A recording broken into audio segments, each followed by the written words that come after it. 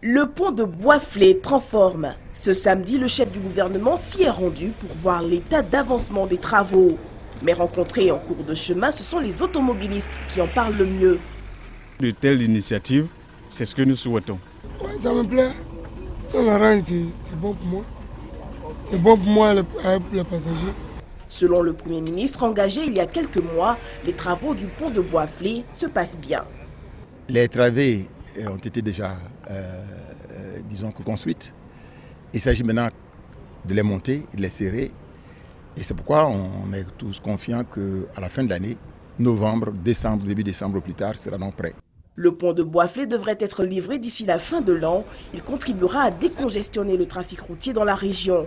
C'est un lieu de brassage aussi de population et une grande région de production, à la fois donc agricole, mais aussi c'est une grande région minière, puisque le plus grand gisement d'or était trouvé par loin d'ici.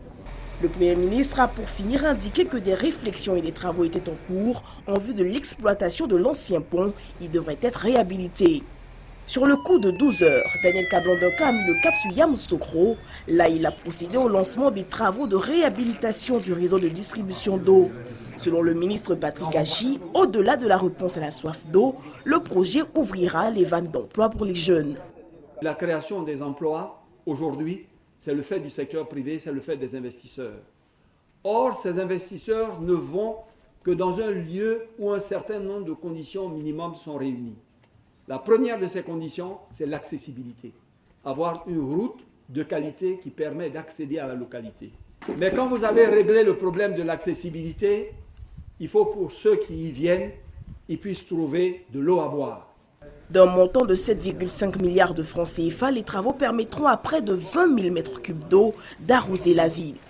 Ces investissements permettront de garantir une meilleure desserte en eau potable à 75 000 personnes et de sécuriser les capacités de desserte en eau potable de la ville jusqu'en 2022. Daniel Kablandoka a pour finir exhorté les entreprises en charge du projet au respect minutieux des délais impartis pour la réalisation des travaux.